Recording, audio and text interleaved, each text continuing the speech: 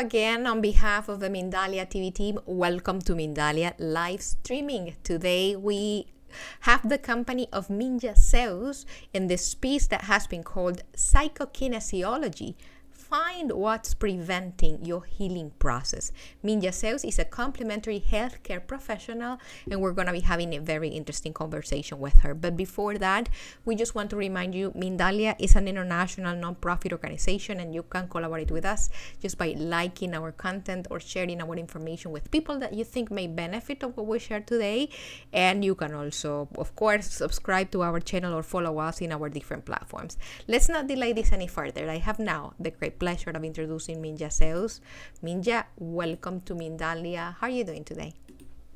Thank you so much. Well, I'm so excited to share this with others, psychokinesiology, and how it has been helping me and my customers. It has been just awesome ride since 2013. And it's always nice to be collaborating or doing work with Mindalia TV. I really like how you do your work and you really know what you're doing, and it's pleasure to see also the videos, also the other people education. I really like you're doing a great job for world actually. Yes, that's the whole reason why we're here. Minja has been with us in Spanish several times, so we wanted to share her knowledge also with our English community, and that's why we're here. Minja, you are a complementary health professional, and that is a word that we may not be familiar with. What exactly do you do? What is a complementary health professional? What's beyond the health that we know? What's beyond our body? What other things are also part of what we should be calling health? That's a very good question, and I really like to tell this much because many people they think it's like an option if we would listen to our subconscious mind when we're trying to get better, but it's not an option. What we do in complementary healthcare professionals, we are complementing the like regular healthcare, because of course if somebody hurts their leg or have an accident, we have to go to the hospital, and that's clear. Doctors are doing great job over here, over there, everywhere. But the problem many times is that then we don't go any deeper. We just think that what happened into our hand, it's just our hand, but actually it's more deeper. It's in subconscious mind, it's in our energy, our thoughts, and we usually don't are or we are not aware of them. There are subconscious thoughts that going past our mind, like 20,000 of them, which we are not aware of. And then we say that our life wasn't what we did ask for. Actually, everything what we have in our life in this moment is what we did ask for, even it was in subconscious mind. That is actually huge responsibility what you're saying there, because most of the times whenever something unpleasant is happening to us, we tend to think that it's something that came from above, from somewhere else. Is someone else hurting us? It is very hard for us to take responsibility and say, you know what, this thing that's happening to me right now, I brought it up to myself because of whatever I'm doing incorrectly or correctly, because even we don't know if what's happening to us is for us and not against us, right? Exactly, because we usually don't see so far. We see just what happened now. Maybe when we're looking backwards, then we can realize, oh, well, this was all just meant to be. And of course, complementary healthcare is not just about working in subconscious mind and with your feelings, but it's also about good nutrition, and it's also about knowledge of herbs, of vitamins, of amino acids, of many things, combining it together. And especially what we do in psychokinesiology, we communicate with the subconscious mind by muscle testing. So we are actually finding like a personalized program for people, which is very important, because you might have a good knowledge and good books of integrative medicine or different herbalists, but if you don't know what to choose, there is so many choices, for example, for liver or for kidneys or for circulation. So it doesn't all work for everybody because different herbs have different energies. So we have to choose exactly the right ones. That sounds to me like I've heard this term that I wasn't familiar with it long ago, but now I've been hearing it often, and it's bio-individuality. Each person has their own ecosystem within, and apparently what may be very good to you and your body in your climate, in the temperature and place in which you're living, may not necessarily be great for me if I'm living in another latitude, right? Exactly. So I use a lot of parts of information of Chinese medicine, but also I guide people to homeopaths, good homeopaths. I even make homeopathic medicine, but I always check them with homeopath. And the things what I usually do in psychokinesiology might be homeopathic medicine from your blood, your saliva, or your urine. And this is actually very special because many times our government may try to prohibit certain herbs or certain products, but actually this one they cannot prohibit, never, because it's coming from our own body and it's actually very strong medicine also. So I'm very happy to know these things and to share these in a right time. It's not that I do them with every customer. I choose the right time, and it has to be tested first, The right always. circumstances. One of the things that we have in the title actually of this space is the things that may be preventing your healing. What are those things that, there are many things that we are not aware of, things that we're not looking at, things that we completely ignore that may be in between us and our healing physically, mentally. What are those things? Can you talk a little bit about it to us? Yes, well, I can give you a few examples, but usually when people come to psychokinesiology session, we would start it with the first free conversation so that I would know more bigger picture of this person's situation, and I could make like a program, which means that when they should come to the psychokinesiology session and so on. And then, with the psychokinesiology session, we are choosing the treatment base because there are many different ways how the treatment might go. And then you actually know when you're starting this program that is this now very physical examining, that there is more like a problems in your organs which need support right now. It's a physical support with the herbs, or if this is now very subconscious mind, or this is unconscious mind treatment. So we kind of know where we're going when we start the process. But then also we are only treating what your subconscious mind wants to treat.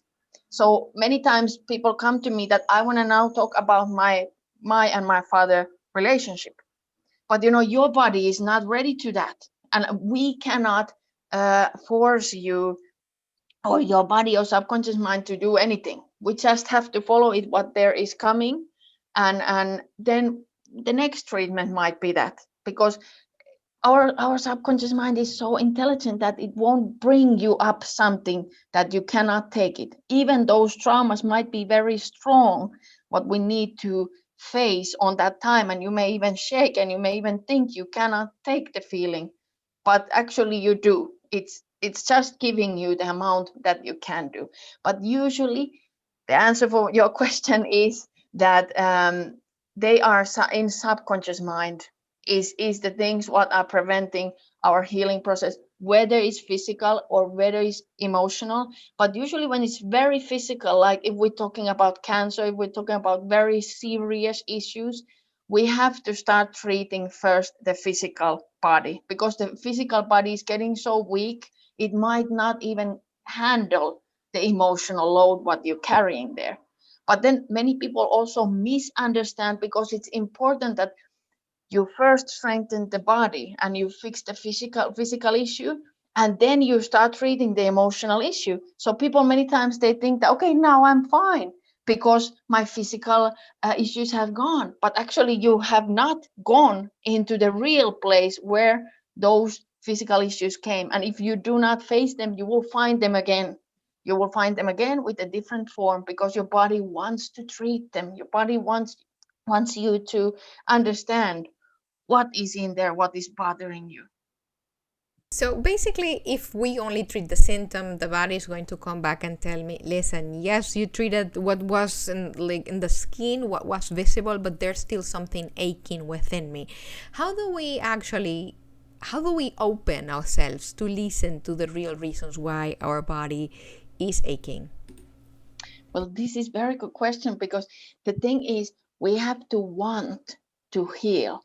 And sometimes we have to go in the place we kind of break up. I have had customers, or even me, going in a place that I say, I'm breaking up completely.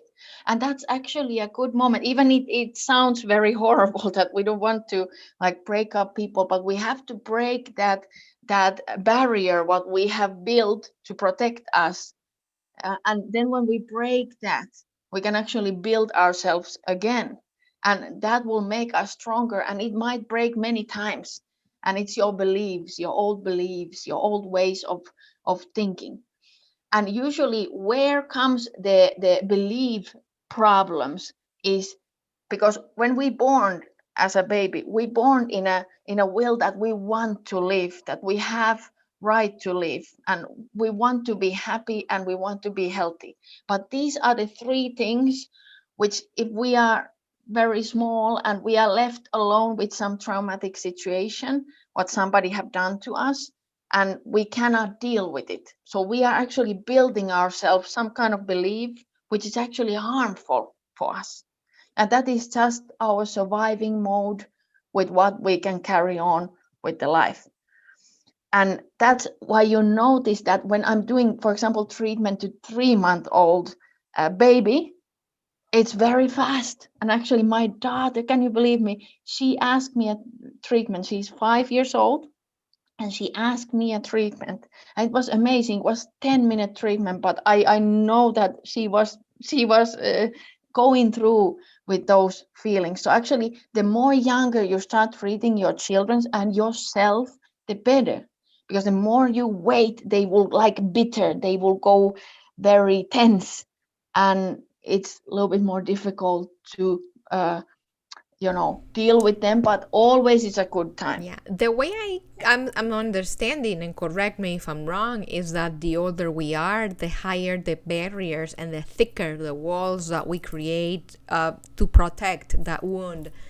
Everybody has a wound, Minja, like regardless of who you are, regardless of your childhood being great or bad, there's some sort of wound somewhere within us that could be preventing us from reaching higher life quality, for example. Yes, everyone has, because many people, they say, no, I don't have trauma. And especially these people, or these or those who say they have, everyone has, because actually when we born, that is a traumatic moment, because when we were in our mother's uterus, that was a perfect place. There was warm, there was always, when we are hungry we can eat, there's connection. But actually in this kind of mode we are living right now, also even here it's a little bit colder, even you have to start asking it and receiving it. But we are actually in the same kind of place, but we just have to learn it, how to use it, really, the law of attraction, or the connection with the source. But yes, we all have trauma, but of course some births were more traumatic. How would you say, the belly button? Yeah, that Cord, the might umbilical be cord. around the neck. Somebody might have to come with a C-section. These kind of things are very traumatic, but just a regular birth is always traumatic. And if you think what happened after you have born, many things, all of our lives, many things. All of us has traumas. And actually, this is very good question. When you ask me this, I want to say one thing more, because the thing is, many people, not many, but many people have said to me that I'm using as a therapist my friends. Well, when you're doing this, you're actually putting your loads, your heavy loads onto their shoulders, and they might not be ready for it. And actually, they are stressing their bodies too. So actually, everybody should ask somebody who is doing um, therapy as their work, because they are prepared for it. They actually like it because they're doing their work for it. They're getting paid for it. So it's happiness all the time. But if you just pressing your loads to other people, you will stress them. You will take energy out from them. So it's very important to take the responsibility, and everybody take care of their traumas by themselves and take the responsibility. What you said. Is it always harder before you reach healing? Is it always this like rough patch in which you're like kind of normal, you know that there's something wrong? Do we always have to really hurt before actually healing? Is that part of a journey? Well, I would say yes, but I guess those who would say no maybe have numbed themselves, because there are many people who say like I'm hypersensitive, or I'm hyper emotional person, but actually those people are feeling their feelings, and they're actually so sensitive they feel other people feelings too. But I think that's normal. I think that is not normal when we don't anymore feel anything, because that actually, when it goes very long, a long time, that kind of thing, that you're not attached to your feelings, you don't listen to them, you're not listening to your inner child, it might happen that you're going to have a heart attack, because you're hardening the heart actually by doing that. So I it's think very important. I think I kind of agree with you on that one. It's very normal that we see people around, even ourselves, numb, like in order to not feel one particular emotion. Apparently there is not like a individual switches. You have to switch the whole thing, and you stop feeling. And why are we here for if it's not for feeling, for dancing, for living, for joy?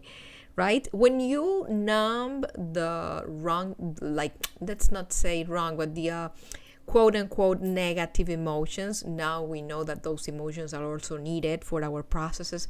But when we numb those emotions, is it possible to actually fully feel the good ones? Or we're just gray?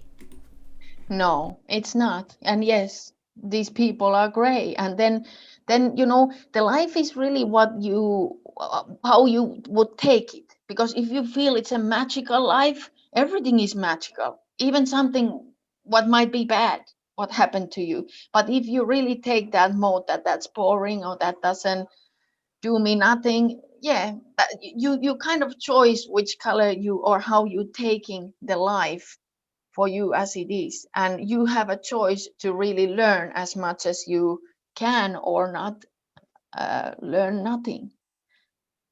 It is scary, right? It is scary to actually start feeling, to actually start engaging, committing, being present, because there's going to be hurt. I like when you said that we are breaking. It sounds metaphorical, but I've also heard that whenever you actually dare to break, that's where you allow all the light to come out. Is it possible to have relationships, for example, significant bonds with people when you are afraid to feel? Well, I don't think so, but that's why you are attracting that kind of relationship. And then usually many times when people come with the relationship problems, let's say that they have breaking up with the person, and then they end up with the next person, and it's the same kind, because they didn't work with themselves. They didn't do the healing process, yeah, the homework. But actually, if you watch the book, which is say All the Love What Belongs to You, which is my guideline when I'm helping couples, because couples can come also to psychokinesiology sessions. It's also possible to just treat one party of the couples, because many times the other one may not want, and that can even help too.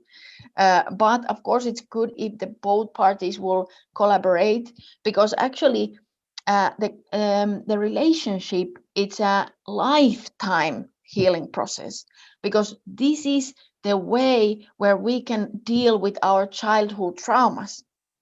And usually, which is very strange thing, is that when we get married or when we get kids, when we have a mortgage together, then starts the problems. And do you know why this is happening? Why that time when everything is good and well, why then starts the problems? What would you say about that? Are not really there. They are half committing to feeling, to enjoying the process, maybe. Well, actually, the reason is because our subconscious mind feels that now I'm safe. And before time, we are trying to so much do for the other one, and we are acting like the parents to other one. We want to take care of them, and it's like a magical feeling because we can have again like somebody taking care of us. But what happens on that time when we are safe? We kind of open our wombs, and we see each other that we are hurt many places, and that is shocking thing because we didn't see it before. And then we think that, okay, if I change the partner, it will get better. I tell you, it won't. You will find the same things, maybe in different form, but you will find the same things again, because what you're leaving behind, you will find them in your front. The same individual with another costume, right? Same character played by a different actor. That Exactly. normally happens but what happens when it's the complete opposite? When someone is looking for help, they realize they have had X, Y, and Z type of problems, and they decide that they are ready to heal, they are ready to do the process. How is life after one actually starts growing from within, taking all these It's things in consideration? it's beautiful. It's beautiful to see the process. I have seen people who is so afraid that when they are really facing in the psychokinesiology treatment, they are facing the feelings first time. They might be so shocked they cannot even talk. And now, after few treatments, and they have maybe collaborated with other professionals too, which is very good and important, which is how Dietrich Klinghardt had created psychokinesiology too, is that we take other professionals and we work together, complementing, even not just with the regular doctors, but also other therapists, because there's lots of good therapists and good therapy forms that we actually need in order to get a good program for somebody, and not just trying and paying all over the place and not getting good results.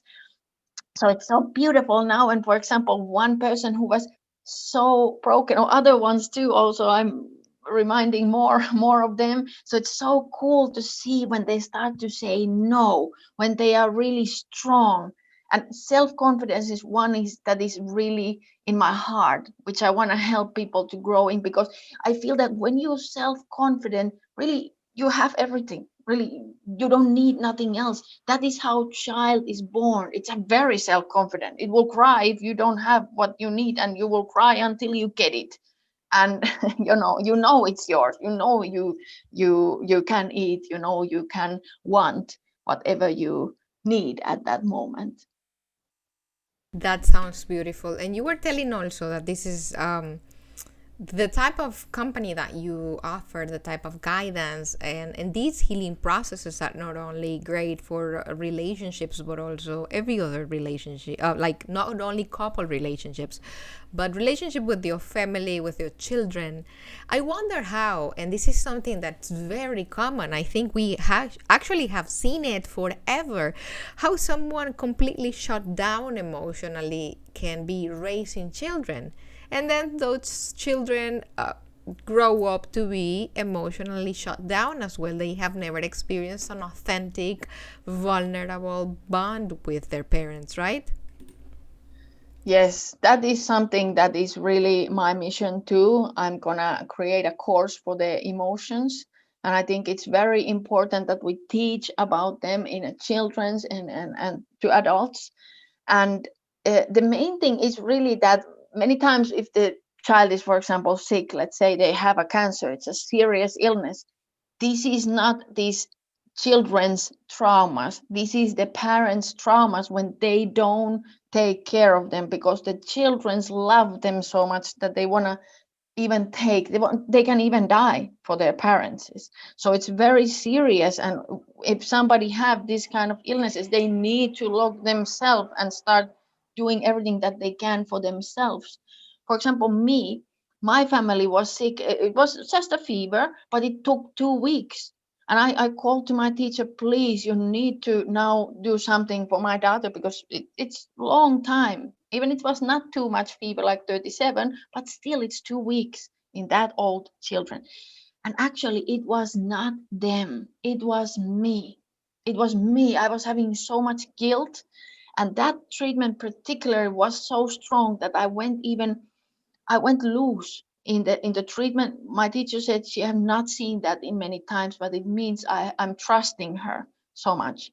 And I couldn't even eat. I couldn't walk before that treatment. And at night, I even woke up that I was organizing some boxes and I had to go vomit. It was so strong because the feelings, what was inside, was so bitter, so strong that it made my family ill. And believe me, after that treatment, they wasn't anymore ill, and it wasn't for them, it was for me. And I've experienced it myself. When you really experience these things yourself, you understand. And in order to that, you need to take the first step, to do the first free conversation, to start bit by bit. And what is beautiful, that it's your journey, it's your healing journey, and every treatment will make you feel better. Of course, depending on if you want. Nobody cannot force you. And for example, I have one customer said to me, well, my wife had a bad experience. And I said, well, first of all, if you feel bad doing this, don't do it. I have to say first time, don't do it. And in the end, she wanted to buy few products, but I said, okay, that's good. But of course, you might not get these results, what you're looking for, but it's of course good. Still, what do you do? But do just what you feel good. Yes, if you ask me, I would say that you need to be very open to the possibility of many, of the existence of so many things that we cannot see, that we cannot hear, not with our physical eyes, but they are still there. One of the things that I always think about is that if 300, 400 years ago you said to someone, listen, you are sick because there is a very tiny organism that in a couple centuries we're gonna call bacteria, and that is making you sick, they would have just laugh about it and call you a crazy person. Like, what are you talking about? Like tiny, tiny, tiny things within my body. So same way we ignored about the existence of virus, bacteria, and whatnot, there are also other things right now that could be affecting our well-being that we're just not capable of seeing them. We are not capable of measuring them, not with the current technology. But going to another situation that I wanted to ask you is that we talked about how the many thoughts running through our mind can be affecting us. And that is something that always, caught my attention a lot, because we kind of think that we control our mind. We kind of think that we are in control of what we think, of what we create. But tell me about the fact that we are being constantly bombarded. And I never like to put the blame ourselves, but I'm going to say it, that as adults we decide to be exposed, or to expose ourselves to a lot of information that may not be the best for our interests. How do we keep like a hygiene? How do we keep a clean mind even being exposed to so much ideas such as you're supposed to look this way, you are supposed to think this way, you are supposed to vote this, vote that, whatnot? Well, that's again very good question, and that is where people are pulled in many ways. And of course, you can choose, for example, your channel, what you're watching at, like choose Mindalia TV, so that you can get better kind of information for your subconscious mind, because of course when you're watching TV you're getting hypnotized. And people are saying, I don't like well, you're getting hypnotized every time when you are watching TV or listening radio or listening music. You are also hypnotizing yourself to there. So of course what you can do is that you can hypnotize yourself. You can use hypnosis, like for example my new technique which my teacher gave me, which is very powerful. It's a regression to the future. So usually we use regression to go past. But for me, I have done, for example, psychokinesiology for years, from 2013 when I started it. And of course, I like this work also because we have to be treated. The more me as a therapist I have treated myself, the more I am capable of treating others. So it's not like just I get a paper and then I'm done. No, it's me working very heavily on myself too. So I have always struggled also with the money problems. Even I have so much believed what I do, and I've done it because I love it. And I usually have to work other things. People say, "Why are you doing that? It's horrible that I have to do other things so that I can keep on doing what I love." And this is when I'm helping people, even it's just a few, it makes me so happy. It's something that people have tell me, stop that work or stop that business because you're not good at it. Well, then I think, well, what on earth would I do with my life? That is all that I want to do. So I will not stop it, even I would not get money or whatever. But we have done lots of therapy for it, and it's money. It's about self worth, about self value. How would you value yourself? And when you, for example, entrepreneur, it's difficult to put a price tag on your professionalism, your service, because it's something that you do for love. It's not just money. It's something more. We are so washed, so we they have imprinted this idea in our brains that if you enjoy doing it, if it makes you feel good, you shouldn't be It's a making hobby. money because it's a hobby. Exactly. And that's the complete opposite, because then we run towards places in which it's not comfortable, it's not funny, because we think that that's where we're gonna be getting money. Our wires are completely crossed, right? Exactly. It's like a draining yourself out, and that's not balance, and it's not actually balance for the customers. I have to say, these people who take care of others with the therapy, because if you're draining yourself out, that doesn't help the customer, because the customer feels they're owning you. It's important that the price is correct, and believe me, it takes. For me, it have been taking for years, but now I know everything is in condition. But still, when everything has been conditioned, I've been doing lots of psychokinesis. Still there was missing something. I was even brainwashing me with the hypnosis, but I thought I cannot do it for the rest of my life, that I have to listen this record or my day would be wrong. Also, that didn't feel right. So yeah, you have done it. Okay, then you know what I mean. So when my teacher did me regression to the future, because Mita, when you listen these law of attraction people, all they say, just imagine how it feels. Well, how on earth you gonna imagine when you have never felt it? How you gonna do it? It's impossible. Yes, it's like So with trying that, to explain to someone that has never seen an egg how you gonna do a fried egg if they've never seen an egg or a frying pan, right? exactly. So it's impossible. So, and I'm not person who, because there are lots of people who can see things, hear things, they can describe them perfectly when we do therapy. I don't have that skill. So I was a little bit afraid also to do this, because I was afraid I'm not going to see anything or I'm not going to feel anything. But now I have done this therapy for others, and for me, my teacher done it. It was so beautiful, because first in a regression to the future, we decide how far you're going to go. Is it how many years? And let's say for example, I went to 8 years forward. And it was so amazing, because first you go to the future, what is that you not change anything. So it's pretty shocking, because you see how this road will end if you're not gonna do any change. And then you're gonna move into the future, what do you actually want. And then you can talk with yourself.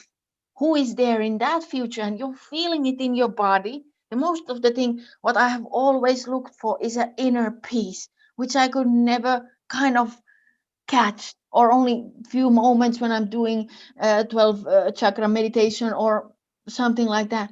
But when I went there, I immediately felt the inner peace, the calm, and I saw the environment where I was, and actually me was writing after that to me a letter. And since that, things have been changing beautifully, and I have been becoming that calm person that even things that normally made me cry, that normally make me stressed, now I'm just calm in it, and I'm acting. So it's amazing. And now I have started usually every psychokinesiology program with the regression to the future, if it's possible. I muscle test. If the person cannot take the hypnosis stage, I wouldn't do it. But if it's possible, it's so important that first you feel where you want to go, and you've seen yourself, so you can always remember, look at yourself and feel yourself in there where you want to be, and then you can always go to that moment. And the more you feel that moment, the more you're going to get there. And the faster you're going to get there. Wow, that sounds amazing. It even sounds scary, because I would say that one of the things that could be holding us back is the lack of capability of even picturing ourselves, like you said. Like, how do I find myself in this stage if I've never been? What if I'm wrong? What if I've always wanted carrots, and it happens that I try carrots and I don't like them? So how did you do that? How did you know without trying it? How were you able to know that that is what you wanted? Well, because actually that is what I have been wanting for a long time. It's not just like 1 year. I think I would say for 10 years. But it has been like modifying. I've noticed that now I wanted this, and now I wanted this, and then I actually had, but I saw just a glimpse of it.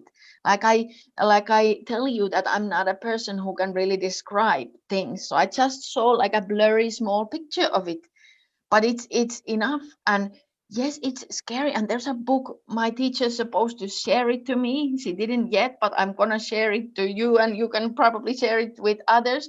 But the book is about uh, the manifestation of the future. And she said something very interesting when we started this therapy. For me, she said our future is less manifested than our past. It's a very interesting question and very philosophical question that, if we talk about Einstein, he says that the time is just well, I know it in Finnish how to say it, but there isn't time. So A fiction of our imagination to be able to organize events that are actually happening simultaneously, right? exactly. So that's why it's so interesting. And really, there are key things what I'm doing in a regression to future. So I'm not here telling them, so people cannot do this to others by my explanation, because there's few key things what you need to do when you start it. So I recommend nobody start doing it for their customers if you don't have a permission of somebody who is your teacher. Proper And I'm not certification. yes, and I'm not a teacher. I'm doing this technique. I'm not a teacher. It's very important, by the way. I wanted to say that. And it's not that I have also done hypnosis courses, and I'm doing a lots of meditation for many years in the parks. Actually, it's so beautiful when we're doing 12 chakra meditation. Or yeah, I've actually even developed a treatment which is called 12 chakra mirror meditation treatment. So I'm actually going through other person's energy centers. I'm feeling them, and I'm telling what is happening there, and I'm like giving you a guide how you can meditate to work on with your spiritual side. It's very interesting. If we wanted to bring a couple of closing thoughts, because we're reaching the end of our conversation, we can say that with I would say discipline. One of the things it takes is discipline, dedication and passion, commitment towards what we want. We can program our minds, we can envision our new life and make it happen.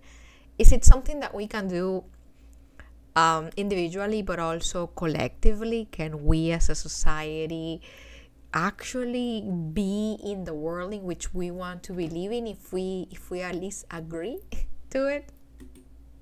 Yes, we can. That is what is called unconditional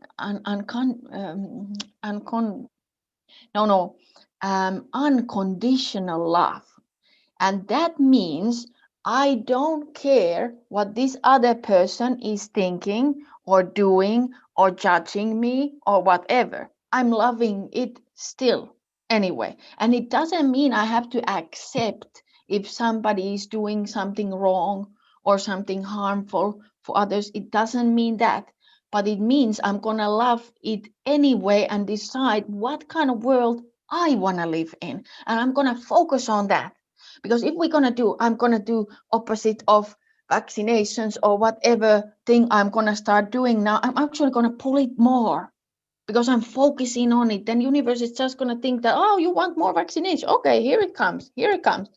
So just, you need to stop what you don't want. Stop it. Just think what you want. And this is so good, the regression to the future, that you going there where you actually want, you seeing, you're feeling, you're tasting, you're seeing clips of it. And then you're just trying to go there as much as you can. And yes, I know it might seem very like a selfish if you focusing on fixing yourself. But if we all do that, we all gonna help our also relatives and families by feeling better, and then we attract better life and we can take care of others too. But first you need to take care of yourself. That comes first. Thank you. Thank you again. We have definitely reached now the end of this conversation. Okay. And we want to thank you again and thank the people that have been with us.